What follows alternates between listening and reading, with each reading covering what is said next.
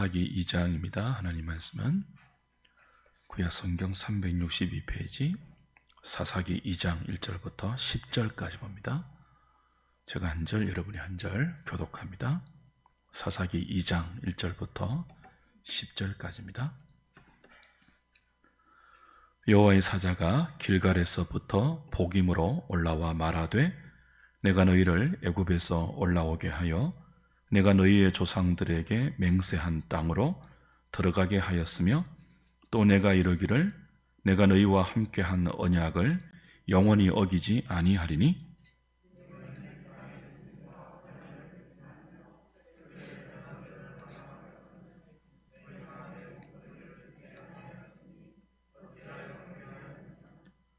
그러므로 내가 또 말하기를 내가 그들을 너희 앞에서 쫓아내지 아니하리니 그들이 너희 옆구리에 가시가 될 것이며 그들의 신들이 너희에게 올무가 되리라 하였노라.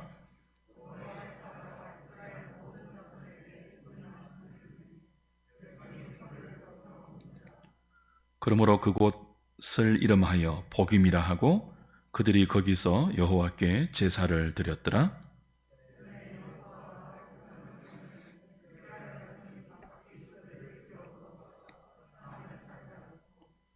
백성이 여호수아가 사는 날 동안과 여호수아 뒤에 생존한 장로들 곧 여호와께서 이스라엘을 위하여 행하신 모든 큰 일을 본 자들이 사는 날 동안에 여호와를 섬겼더라.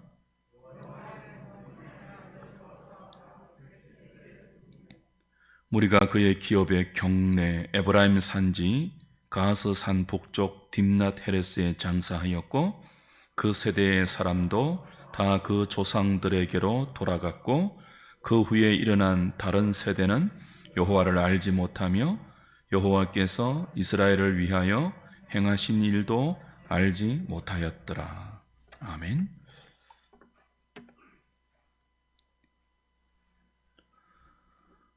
사사기 1장은 여호수아가 죽고 난 후에 이스라엘이 남아있는 가나안 원주민과의 정복 전쟁을 어떻게 수행했는지를 보여주었습니다.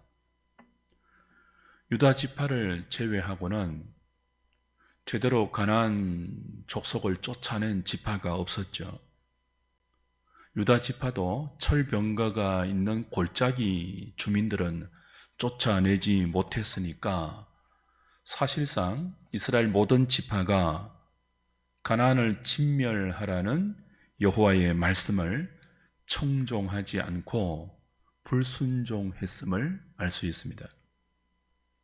사사기 2장은 이런 이스라엘에게 여호와의 사자가 찾아오셔서 책망하시는 말씀으로 시작됩니다. 1절 상반절을 다시 보십시오. 2장 1절 여호와의 사자가 길갈에서부터 복임으로 올라와 말하되 라고 되어 있죠. 보통 여호와의 사자가 이스라엘 백성들에게 말씀을 주실 때는 하늘에서부터 주세요. 신언을 하세요. 근데 오늘 본문은요, 하늘에서 여호와의 사자가 찾아오는 것이 아니라 길갈에서부터 복임으로 올라왔다. 그렇게 표현하죠. 길갈이 어디입니까? 이스라엘이 요단을 건너서 가나안에 진입했을 때 물이 창이란 요단을 마른 땅처럼 건너게 하신 하나님의 기적을 경험하고 은혜로 충만했죠.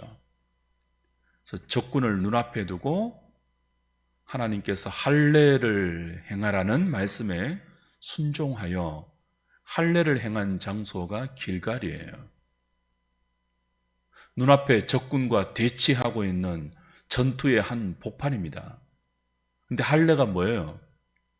남성의 생식기 표면을 자르는 포경 수술 아닙니까? 그 할례를 행하면 꼼짝없이 며칠을 누워 있어야 되잖아요. 전투 상황인데 그때 적들이 쳐들어오면 다 죽는 거예요. 근데 적들의 눈앞에서 할례를 왔다는 말은 목숨을 걸고 하나님 말씀에 순종했다는 뜻이죠. 그렇게 목숨을 걸고 하나님께 자신을 드렸던 영적 결단의 장소가 길갈이에요. 그 길갈에서 하나님은 이스라엘 백성과 언약을 맺어 주었고 그들은 그 언약에 대한 헌신을 할례를 행하는 순종으로 나타내었습니다. 다시 말하면 길갈은 언약의 장소이기도 해요.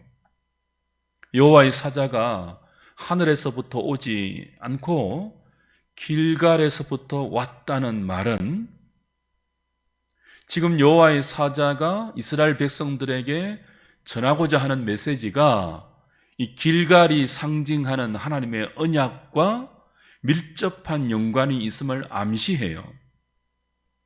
언약의 장소 아니에요. 그리고 지금 사사기 1장에서 보았다시피 이스라엘이 가나안 원주민과의 헤렘 전쟁에서 보이고 있는 모습은 언약에 불순종하는 모습이잖아요. 쫓아내지 않거든요. 타협하고 그들과 공존하고 있지 않습니까? 심지어 어떤 지파는 어떻게 했죠?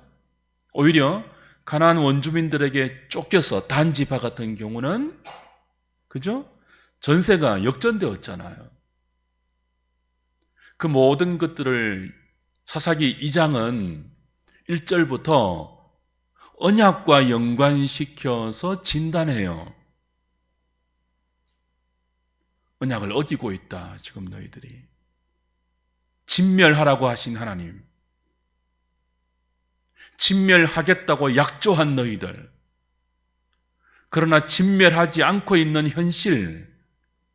그건 길갈의 언약을 잊고 있는, 아니, 좀 더 나가서 길갈에서 너희들이 보였던 언약의 하나님에 대한 너희들의 믿음의 헌신, 그 모습을 다 상실하고 있는 모습이다 하는 것을 책망하고 있죠. 1절, 2절 다시 보십시오. 언약과 연관해서 한번 생각해 보세요.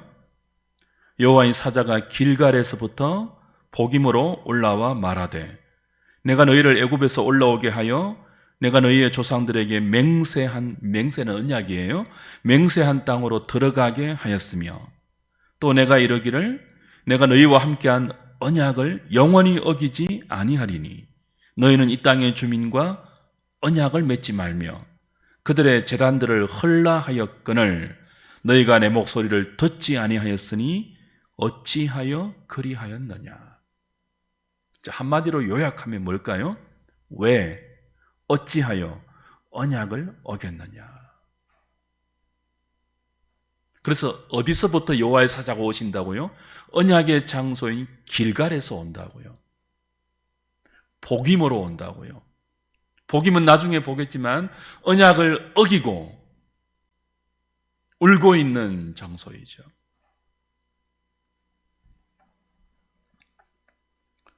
여기 여호와의 사자는 길갈에서부터 복임까지 올라온 여호와의 사자는 단순한 천사가 아닙니다. 2장 1절, 2절, 또 3절까지 보시면 전부 여호와의 사자가 말하는 주어가 내가예요. 내가 너희를 애굽에서 올라오게 하여 내가 너희의 조상들에게 맹세한 땅으로 들어가게 하였으며 또 내가 이르기를 내가 너희와 함께한 언약을 영원히 어기지 아니하리니. 이스라엘이 천사들과 언약을 맺지 않았잖아요. 여호와 하나님과 언약을 맺었으니 여기 여호와의 사자는 단순한 천사가 아니라 이스라엘을 부르시고 이스라엘을 애굽에서 건져내시고 이스라엘과 언약을 맺어주신 언약의 하나님 여호와 자신이라고 말할 수 있죠. 여호와께서 여호와의 사자의 모습으로 나타나셔서 왜 너희들이 나와 맺은 언약을 어기고 있느냐? 나는 너희들과 맺은 언약을 하나도 어기지 않고 신실하게 다 이행하고 있는데 왜 너희들은 나와 맺은 언약을 지키지 않고 있느냐? 어찌하여 그렇게 하느냐 책망하시죠.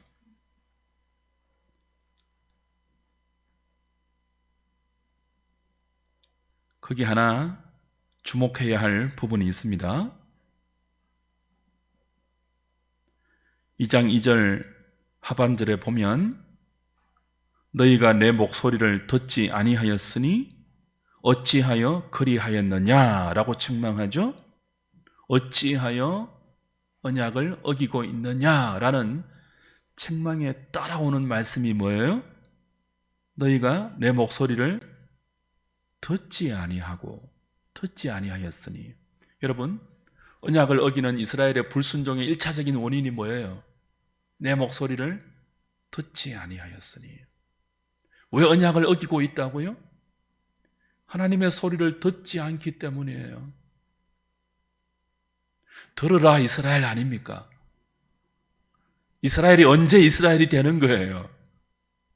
말씀하시는 하나님의 소리를 듣고 그 소리에 믿음으로 응답할 때죠. 믿음은 들음에서 나지 않습니까? 언제 그들이 믿음의 백성으로 하나님과의 언약에 신실하게 반응할 수 있을까요? 하나님의 소리를 들을 때예요. 하나님의 말씀을 들을 때예요. 근데 지금 듣지 않고 있다고 하죠. 듣지 않으니까 믿음이 생기지 않고 믿음이 없으니 하나님의 말씀에 순종할 수 없는 거죠. 왜 듣지 않을까요? 하나님이 말씀하지 않기 때문일까요? 아니요. 하나님은 늘 말씀하시는 분이에요. 자기 백성에게 늘 말씀해 주시는 말씀의 하나님이죠. 근데 왜 듣지 않는다고요? 다른 소리를 듣고 있으며 다른 소리로 그들의 마음을 채우고 있기 때문이에요.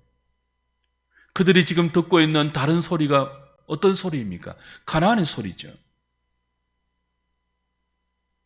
눈에 보기에 여호와 신앙이 좋게 보이겠습니까? 가나안의 바알 신앙과 아세라 신앙이 좋게 보이겠습니까?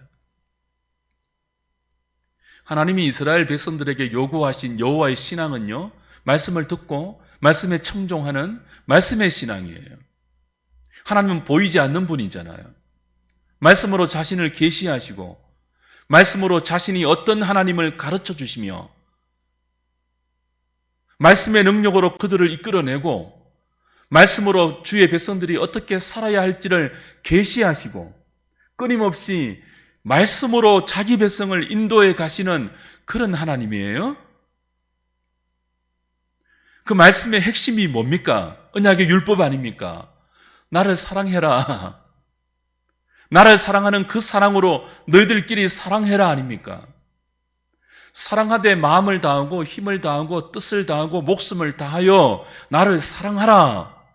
말씀으로 가르쳐 주셨잖아요. 근데 가나안 신앙은요, 바알 신앙은요, 말씀이 없어요. 이스라엘 백성이 여호와의 말씀 신앙을 따라가려면요, 말씀에 계시된 하나님의 뜻에 자기들을 복종시켜야 돼요. 자기 마음대로 못 살고요, 말씀하시는 대로 따라가야 돼요. 하나님 말씀이 가르쳐 주시는 하나님의 뜻을 받아서 자기 뜻을 하나님의 뜻에 복종시켜 순종해 나가야 하는 것이 여호와 신앙이에요. 말씀의 신앙이에요. 반면에 가나안의 바알 신앙은요, 말씀이 없어요. 그저 바알에 자신이 이루고 싶은 욕망을 투영시켜서 정성을 다하고 종교심을 다 어떤 의식으로 나타내어서 정성을, 치성을, 감정을 다 드리면 돼요. 그냥 순종할 필요가 없다고요. 자신의 뜻을 꺾어야 할 필요가 없어요.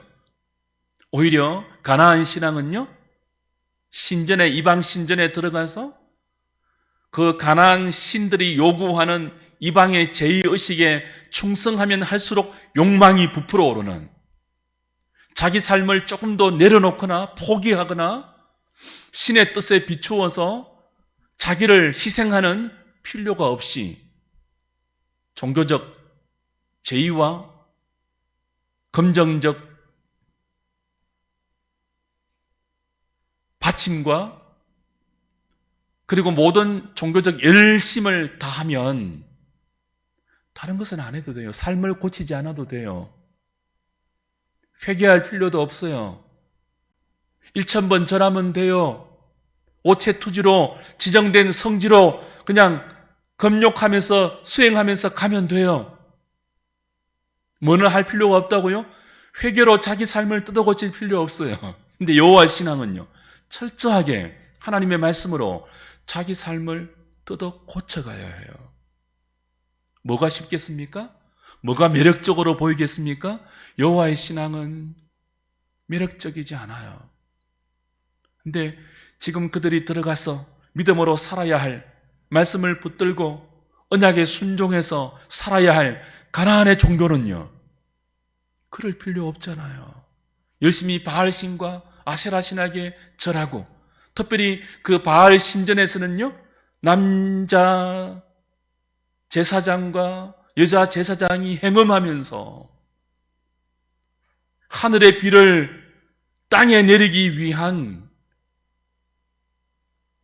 인간의 정욕을 아주 만족시켜주는 그런 엄난한 종교 제의를 갖고 있거든요. 훨씬 매력적이에요. 이방 종교가, 가나안 종교가. 그래서 그들은 말씀하시는 하나님을 완전히 버린 것은 아니지만 말씀하시는 하나님과 더불어서 농사의 신으로 알려진, 비의 신으로 알려진 가나안의 우상들을 겸하여 섬기면서 하나님의 말씀을 듣지 않았던 거죠. 여호와의 사자가 언약의 장소인 길갈에서부터 복임까지 올라와서 그들에게 말씀합니다. 어찌하여 너희들이 내 말을 듣지 않고 언약을 시행하지 않고 있느냐? 왜 그러고 있느냐? 어찌하여 그렇게 살고 있느냐? 책망하고 있습니다. 주 안에 사랑하는 여러분, 오늘 저와 여러분에게는 어찌하여라고 하나님 앞에서 책망받을 만한 모습은 없습니까? 하나님의 말씀을 듣지 않고 세상의 소리에 더 귀를 기울이면서 언약의 하나님을 배반하고 있는 이스라엘을 고치시는 하나님의 방법이 뭘까요? 3절 보십시오.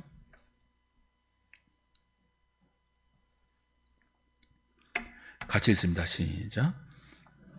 내가 또 말하기를 내가 그들을 너희 앞에서 쫓아내지 아니하리니 그들이 너희 옆구리에 가시가 될 것이며 그들의 신들이 너희에게 올무가 되리라 하였노라.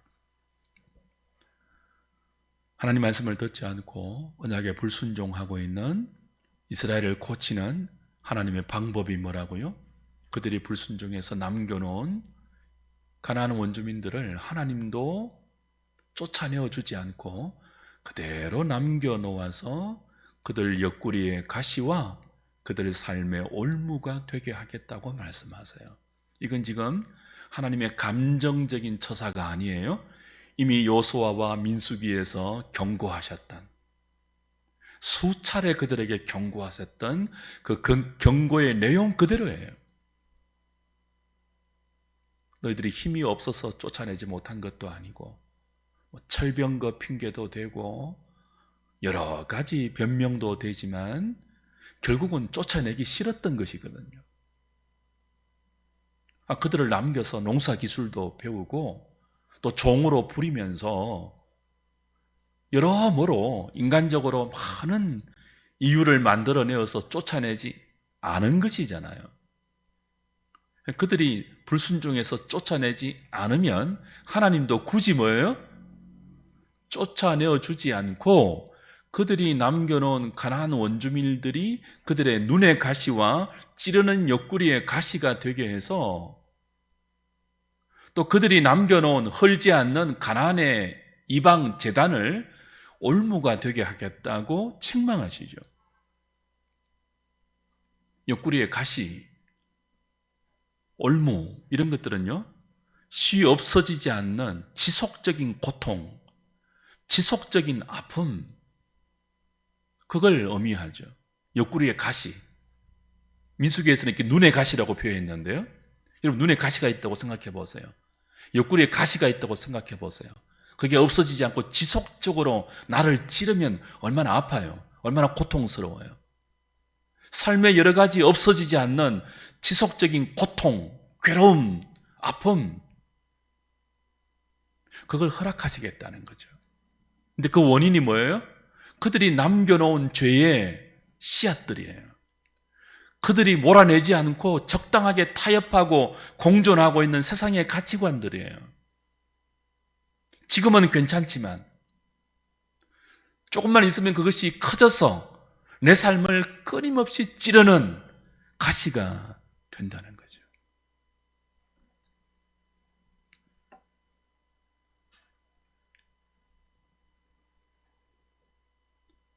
지금 혹시 여러분의 눈을 찌르는 가시 없습니까? 지속적으로 여러분의 삶을 흔들고 고통스럽게 하고 힘들게 하는 옆구리에 가시 같은 것 없습니까? 무조건 없애려고만 하지 마시고요. 왜 이 가시가 생겼는지 한번 생각해 보세요. 이 가시가 도대체 어디서부터 나왔는지를 한번 하나님 말씀의 근거에서 돌아보세요.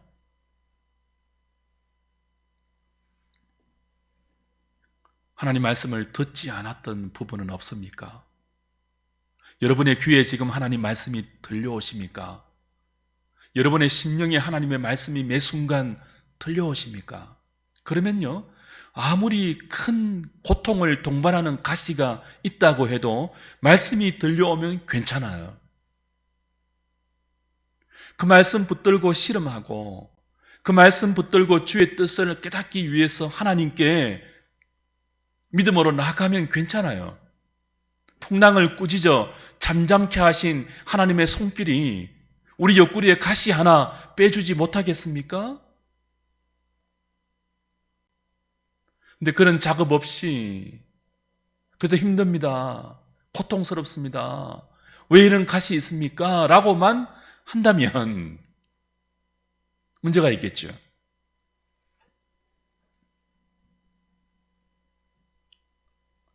하나님 말씀 앞으로 돌아가서 그 말씀을 통해서 내 삶에 가시가 존재하는 이유가 무엇인지를 생각하고 혹은 내 삶에 가시를 허락하신 하나님의 뜻을 물어보면서 마침내 이 가시의 원인이 깨달아질 때는 어떻게 해야 될까요? 4절, 5절이죠. 여호와의 사자가 이스라엘 모든 자손에게 이 말씀을 이르매 백성들이 소리를 높여 온지라. 그러므로 그것을 이름하여 복임이라 하고 그들이 거기서 여호와께 제사를 드렸더라. 어떻게 했다고요?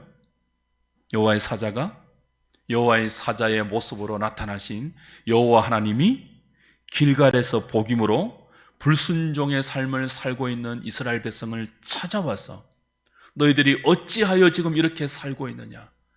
길갈에서 나와 맺었던 언약, 길갈에서 너희들이 믿음으로 행했던 할례, 그때 그 믿음, 그때 순수한 너희들의 열정, 그때 그 헌신 다 어디 가고 타협하고 공존하고 죄와 더불어 뒹굴며 살고 있는 지금 이 모습을 보이고 있느냐? 왜 그러고 있느냐? 어찌하여 그러고 있느냐? 라고 여호와의 사자가 말씀해 주실 때, 하나님께서 말씀으로 나에게 찾아오셨을 때, 그 말씀으로 그 옛날 그들의 순전했던 믿음이 생각났을 때, 그리고 그 길갈에서의 모습과 지금 복임에서의 자신의 현실이 대비되었을 때 그들은 울었습니다. 얼마나 울었던지. 그곳의 지명을 무엇이라고 바꾸었다고요? 복임, 통곡의 사람들, 그런 뜻이에요. 그냥 속으로 울음을 삼킨 정도가 아니에요. 통곡했죠. 소리내어 울었죠.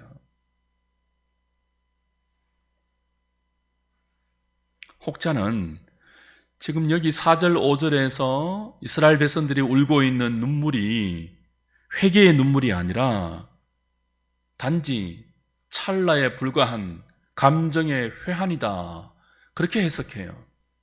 어떤 학자는 심지어요, 여기서 울은 것 때문에 이스라엘이 망했다, 그렇게 주석하기도 합니다. 왜냐하면 우는 것이 전부거든요. 사사기 2장에서 울지 않습니까? 4절 5절에서. 근데 사사기 20장 이후로 가면요, 마지막 부분 아닙니까? 거기서도 울어요. 근데 우는 것으로 끝이 나요. 울고 삶을 바꾸지는 않아요. 그래서 학자들은 이 이스라엘의 울음은, 특별히 복임의 울음은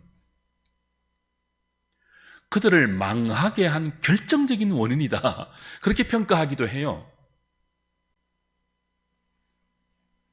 그러나 저는요, 조금 다르게 해석합니다. 말씀을 듣지 않고 있잖아요, 지금 하나님께서. 너희들이 왜 내 말을 듣지 않고 왜 언약을 어기고 그렇게 살고 있느냐고 책망하셨잖아요. 언약의 장소인 길갈에서부터 복임으로 올라와서 이 책망의 말씀을 하고 있잖아요. 길갈에서 복임으로 올라왔다는 말은 물리적이고 지리적인 이동을 의미하지 않아요.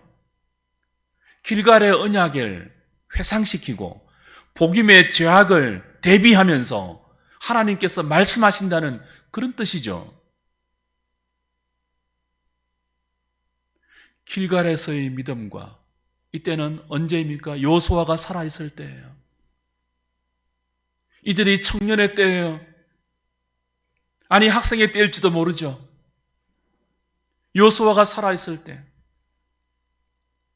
여호수아와 함께 믿음의 훈련을 하면서 하나님의 은혜를 체험했던 그때, 생생하게 살아계신 하나님의 음성을 듣고 은혜에 잠겨, 수련회라고 칩시다, 사경회라고 칩시다.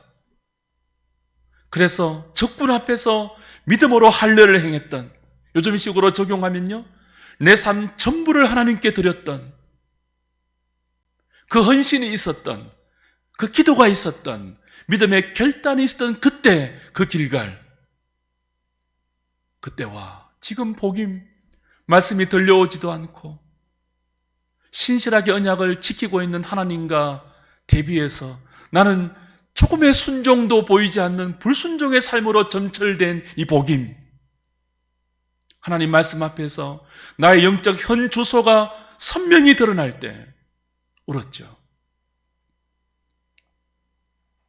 그때는 그랬는데 결혼하고 취직하고 애 낳고 자식 키우고 사업하고 장사하다 보니 그때 그 결단, 목숨을 걸고 할례를 행했잖아요, 적군 앞에서. 어떤 뜻이라고요? 죽어도 좋습니다 아니에요.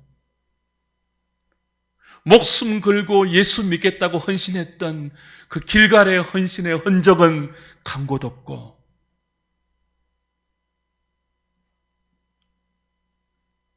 직장 적응하느라고, 장사 조금 더 잘해보겠다고,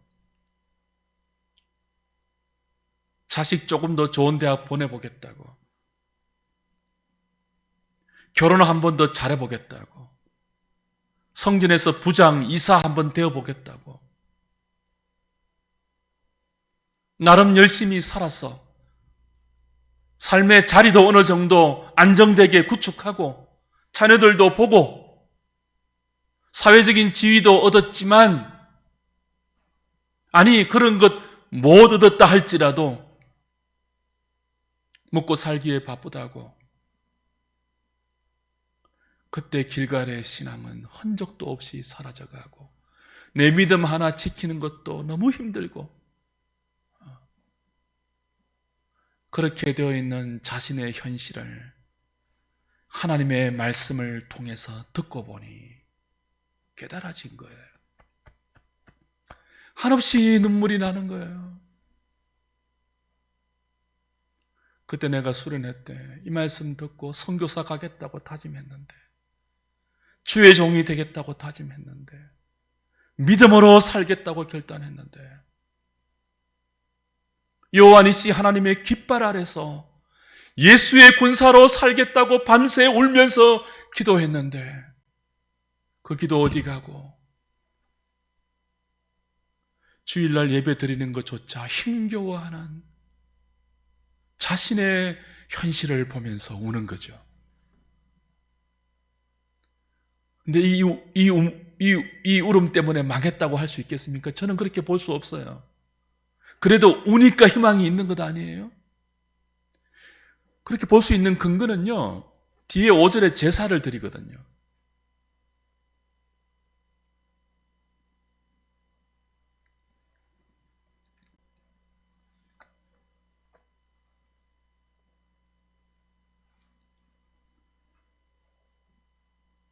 주 안에 사랑하는 여러분, 오늘 우리에게는 그런 마음 없습니까? 이렇게 살면 안 되는데, 그런 생각이 들을 때마다 우리 마음을 무겁게 납덩이처럼 짓누르는 일말의 죄책감 말이에요. 그 옛날 순수했던 그때 믿음으로 살아야 하는데, 그때 신앙으로 돌아가야 하는데, 그때 뜨거웠던 기도의 무릎을 회복해야 하는데,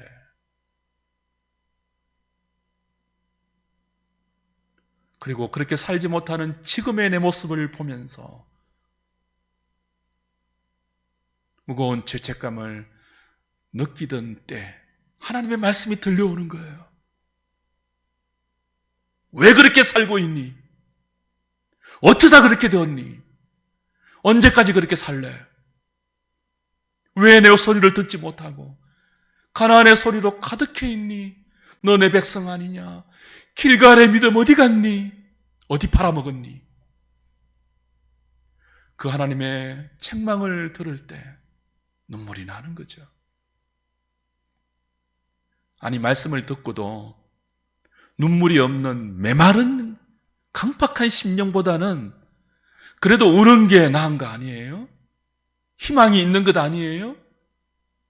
오늘 저와 여러분의 이 눈에 하나님의 말씀을 듣고 우는 반응이 다시 회복되기를 바랍니다.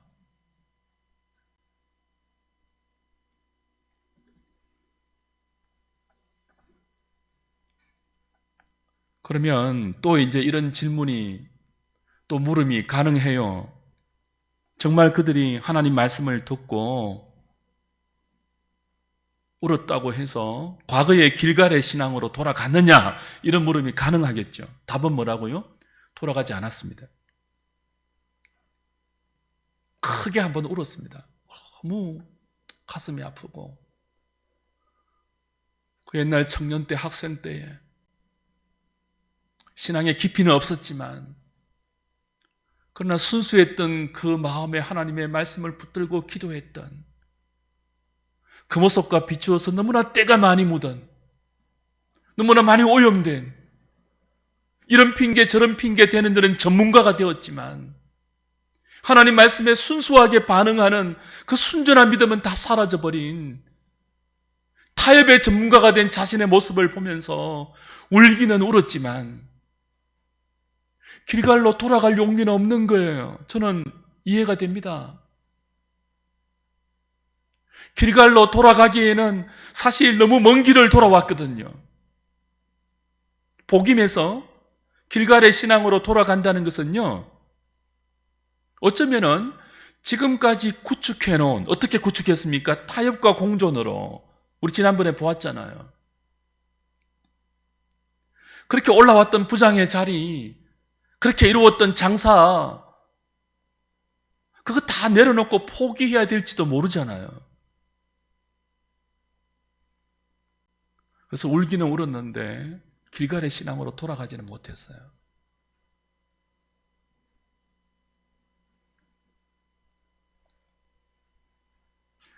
울 때는 너무 가슴이 아팠습니다. 하나님의 은혜를 저버리고 이렇게 타협한 신앙인이 되어 있는 자신의 모습이 한심하기도 하고 비굴하기도 하고, 그래서 가슴이 아파서 많이 울었는데요. 울고 나서 집으로 돌아와서 생각해 보니, 시간이 지나고 보니, 하나님도 이 정도는 이해해 주셔야 되는 것 아니야 하는 생각이 자꾸 드는 거예요. 자비 하나님인데 내가 다 그냥 포기하고 다 내려놓을 필요 있나? 이런 생각이 드는 거죠. 그렇게 크고 우는 것으로 만족하고 길갈의 신앙으로 돌이키지는 않습니다. 그게 사사기의 역사예요. 그래서 학자들이 이것 때문에 망했다라는 해석까지 나오는 거예요. 그 결과는 시간이 지나면 이렇게 됩니다. 6절부터 10절이에요. 저 읽지는 않겠습니다. 여호수아 저자는요, 6절부터 10절은 사실 이 시간적인 배열이 아니에요. 이런 이야기의 구성을 논리적으로 배열하는 거죠. 이렇게 크게 복임해서 울고 길갈의 신앙으로 돌이키지 않으면 어떻게 된다는 거예요? 한 세대가 지나면 그 다음 후세들은요, 여호와를 모르는, 언약을 모르는 다른 세대가 된다는 말을 하고 싶은 거예요. 그러니까 이렇게 시간적인 배열이 아니라 논리적인 배열을 하고 있는 거죠.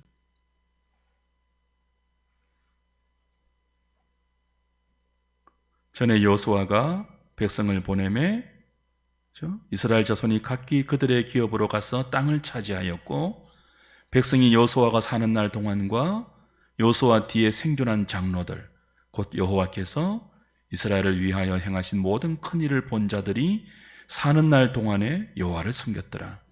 여호와의 종 눈의 아들 여호수아가 110세에 죽음에 무리가 그의 기업의 경내 에브라임 산지 가스 산 북쪽 딥낫 헤레스에 장사하였고, 그 세대의 사람도 다 그 조상들에게로 돌아갔고, 그 후에 일어난 다른 세대는 여호와를 알지 못하며 여호와께서 이스라엘을 위하여 행하신 일도 알지 못하였더라.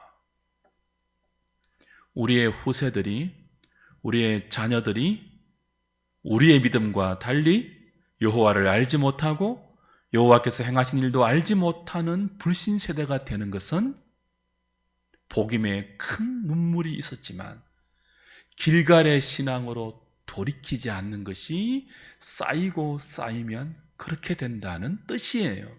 의도적인 배열이에요. 어떤 집의 아이가 며칠 출장을 마치고 돌아온 아빠를 반겼습니다. 아빠 하고 반겼는데 이내 그 아빠를 등지고 놀고 있던 인형에게로 달려갔어요. 아빠는 예쁜 딸이 너무 보고 싶어서 막 좀 더 안아주고 싶은데 아빠하고는 돌아가 버리니까 서운했을 것 아니에요. 그래서 불렀습니다. 근데 안 와요. 인형과 노는 재미에 빠져서 오지 않아요. 몇 번 부르다가 아빠가 히든 카드를 꺼냅니다. 그 인형 누가 사준 줄 아니? 딸이 멈칫하고 잠시 깊은 생각에 잠기고는 아빠에게 달려와요. 그리고는 번개같이 아빠의 볼에 뽀뽀를 하고는 다시 인형에게로 돌아갑니다. 아빠가 또 서운해서 조금만 더 아빠하고 안고 있으면 안 되겠니? 라고 했더니 딸이 눈을 동그랗게 뜨고는 이렇게 말해요. 그게 문제야, 아빠는. 너무 많이 요구해. 조금만 더 안아달라는 아빠의 요구가 뭐다는 거예요? 너무 많은 요구를 하는 거예요. 그게 문제라는 거예요. 우리가 하나님 아빠 앞에서, 하나님 아버지 앞에서 이런 딸 같은 마음을 품고 있지는 않습니까? 하나님은요, 너무 많이 요구하세요, 우리에게. 우리 전부를 달라고 하시잖아요. 마음을 다해서 나를 사랑해 달라고 하시잖아요. 우리는요, 그냥 뽀뽀 한번 해드리고 돌아서서는요, 우리가 좋아하는 것과 우리 인형과 놀기에 바쁘죠. 너무 많이 요구하지 마세요, 하나님. 하나님은요, 그게 문제예요. 우리가 그렇게 살면요, 우리 자녀들은요, 우리가 죽고 나면 다른 세대가 되어요. 여러분, 하나님이 너무 많이 요구하시는 게 부담스러워요? 그게 문제예요? 그 너무 많은 요구가 너무 큰 기쁨 아니에요? 아버지 품에 안길 수 있을 때.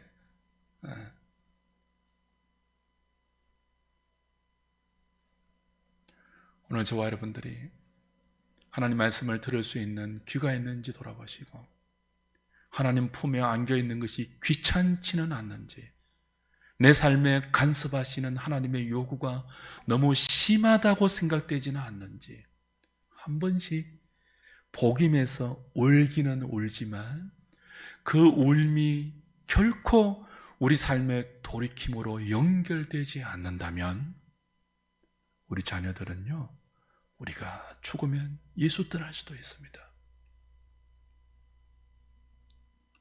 이 말씀 앞에 우리의 현주소를 잘 돌아보시고 울고, 그죠? 또 그 울음이 길갈의 영적 헌신으로 다시 연결되어서 하나님의 요구에 순종으로 반응하는 저와 여러분 될 수 있기를 주님의 이름으로 부탁드립니다.